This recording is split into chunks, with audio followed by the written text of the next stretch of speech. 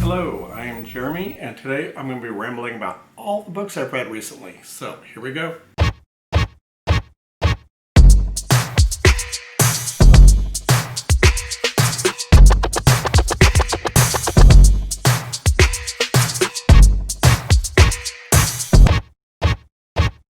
I've read 5 books since the last time. Well, I've read more than that, but I'm doing 5 books in this video. And they're kind of a mix of some horror thrillers and some young adult fantasy books.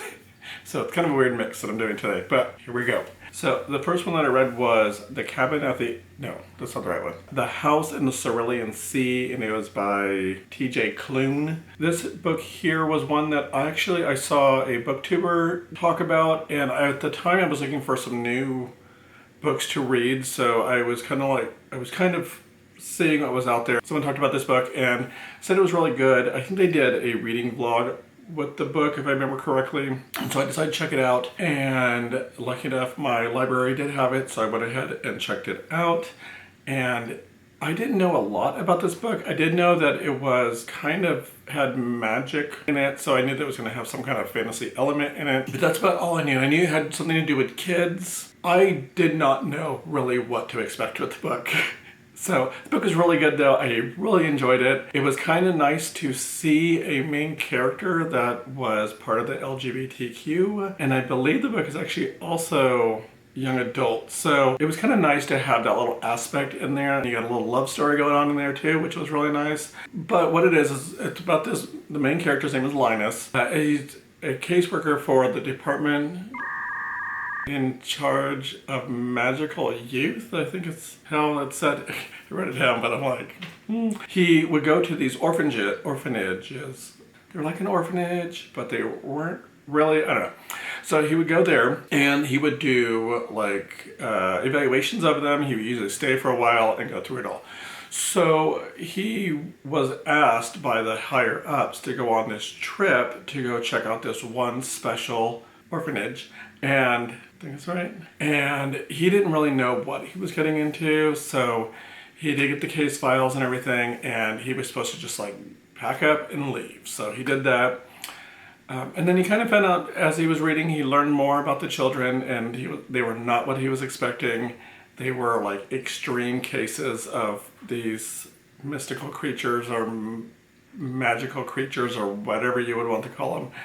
And so it's his kind of the story of him facing his fears and realizing that things are not so bad, and then he ends up falling in love, and it was just a really cute little story. And so I do recommend it. It was really good. Got a quick little wrap up. The next one I read was Thomas Wildis and the Book of Shadows. Do that again, because that's not the title of the book. Thomas Wildis and the Book of Sorrows. And so I actually have a physical copy of this book. I will tell you in all transparency, I was given this copy and the second one, which is right up there, to review for a publishing company, like advertising company. They like send out books to people and you get to review them. I had no idea what the book was about when I originally got it. It is a middle school fantasy book, basically, and the way it was described to me was like Harry Potter. And I am not sure if that's exactly the way I would describe the book, but it starts out kind of the same. I mean, even the title's kind of the same. Thomas Wildis and the Book of Sorrows. I mean, I'm sure there was some marketing technique behind that whole thing. But it follows this boy named Thomas who kind of is coming to terms with if magic is real or not.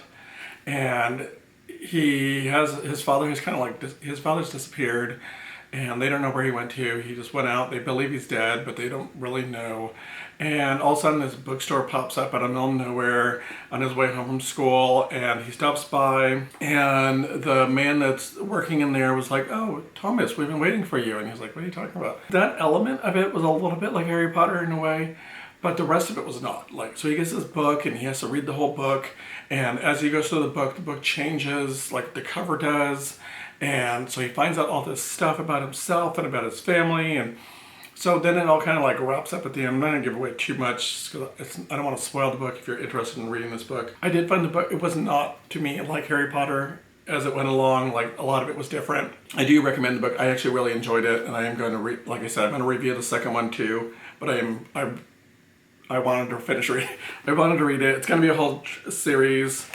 So these, I think they only had the first, and the second one is out. The second one is The Wizard of Sumeria.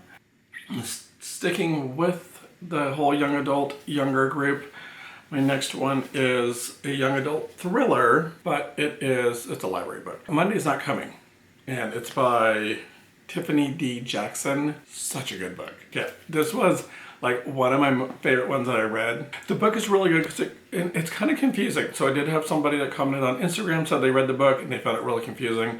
It is kind of confusing. You really got to stick through it and kind of figure it out because you have three different timelines going at the same time, and they're like, two of them seem almost identical, and so you're like, what is going on? Like, so that part was really confusing to me.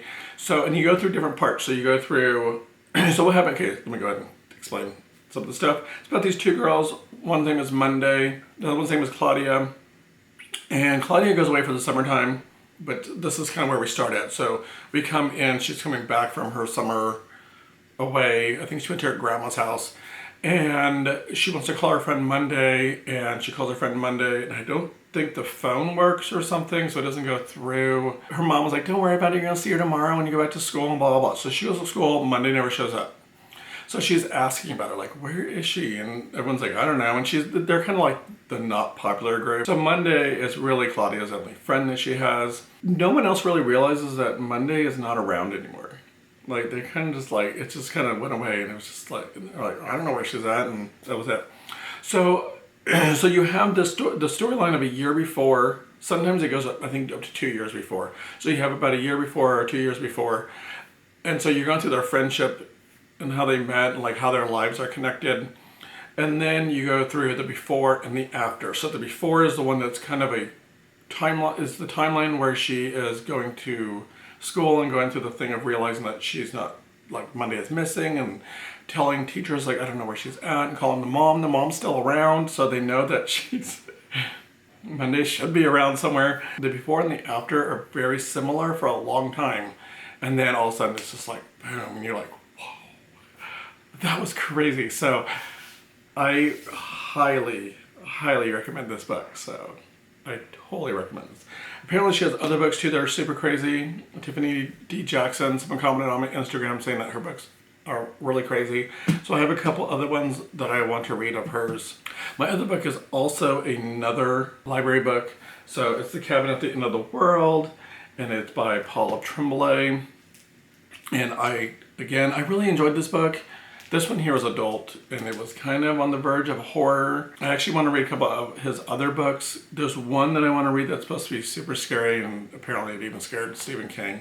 So this one here follows a gay couple that has a daughter, and they're off at a cabin, and this mysterious man just shows up. His name is Leonard. The daughter's name is Wen. Her dads are Eric and Andrew. That's kind of what drew me into the book, was a thriller horror story with a gay couple, you know, that kind of drew me into the book. I had heard about it and I was like, that sounds really interesting. I mean, a thriller, so, and a horror story, so it really drew me in for that. But so Wen's outside catching grasshoppers, and this man shows up. His name is Leonard, and he starts talking to Wen. Eric and Andrew are in the back, and this cabin's in the middle of nowhere. So I don't know how old she is. I think she's like 4 or something. A little young to be playing by herself out front, but we won't get into that. And so this man shows up, and he starts talking to her, helping her catch grasshoppers, and then he's like telling her, I really need to talk to your dads, blah, blah, blah. And then she said, like, so like you go through different storylines. So you go through Wen's storyline, Eric's, Andrew's, Leonard's, and then I think you'll jump through some other characters that I'll get to in just a second. So more of this group came. So they don't know who they are, and they have these crazy weapons and stuff, and she's like, what is going on? So yeah, so she runs inside, tells her dad's like, somebody's coming, like they're coming into the house, and they freak out, and they're like, oh my gosh, lock all the doors. And then Leonard's like, you need to let us in, we need to talk to you, we're not going to hurt you, and we have stuff we need to talk about. And of course, Eric and Andrew are already, you know, for one thing, I mean, being a gay couple, I mean, like having somebody weird, you come to your house with weapons. Even I was uneasy because I am part of that community, so I was kind of like, oh, something good's not going to happen. And I still don't even know even with the end of the story, like, what really was going to happen? I was not very pleased with the ending of the story, I will tell you that. But I don't want to spoil it. Leonard wants to come in with his friends and with the weapons. And so they finally get into the house. They break in, they tie up Andrew and Eric, and they don't tie up Wynn, and they just put on a television show for her to watch because kids love TV. So they're trying to explain to him, like, we're here because we need one of you to decide. It's been like told through these dreams that they've had that they're supposed to go to this cabin, find these 2 people, or 3 people basically, and one of them they have to choose who needs to be sacrificed to save the world.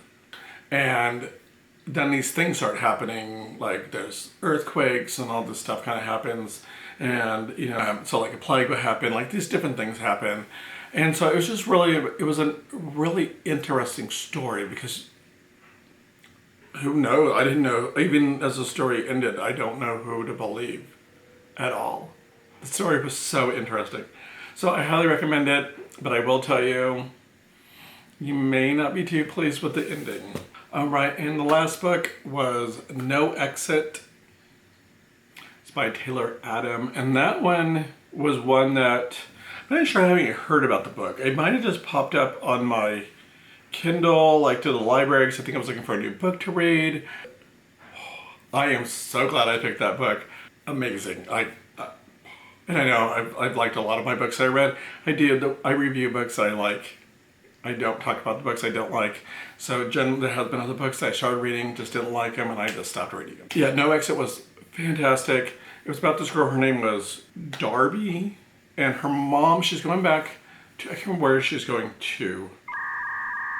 I say they were like in Utah or something. I don't remember. But she is going to go see her mom because her mom is dying of pancreatic cancer. She's going back to see her mom. So she's driving home from college, and on the way there, she's like remembering things that happened with her mom, type of situation. And so she gets stuck in this blizzard, so she pulls off and at this rest stop. And so she's at the rest stop. She's just there with this bunch of strangers in this rest stop that's getting snowed in, and there's no way to get in or out. So she's basically stuck there. So she's out looking for cell phone service or something. And on her way back to come inside, she walks by this van and she sees something move in the back of the van. So she goes, like, just kind of peeps in, and she sees a hand that moves. And she's like, what? So she breaks into the van and finds a little girl that's in a cage. So it's been kidnapped. And so then she knows that, like, she's in this rest stop with no access in or out with a kidnapper, basically. And she doesn't know who the kidnapper is, but there's like several people that are already there. So she's trying to figure out who the kidnapper is, and then it goes through the whole storyline. It was such a good book. It was I just could not stop reading. And even like stuff was happening so quickly. So it was like something would happen, and I'm like, man, I'm only like a quarter into this book. Like, it's gonna get really dull here in a minute. No, they found some other way to throw a twist in there, and it was just constant. And I was just reading it before I was going to bed, which was a really bad idea. It gave me really bizarre dreams, and it gave me like anxiety, so I had to stop reading it before bed. So it was really, really good, so I highly recommend that one. Alright, so that was all my books. I hope you guys like what you saw. If you did, give me a thumbs up. Subscribe to my channel if you haven't already. Click the little bell notification to get notified every single time I post. Follow me on all of my social media listed down below, especially Instagram, because that's where I post most often. And until next time, please don't forget to always be you. Bye.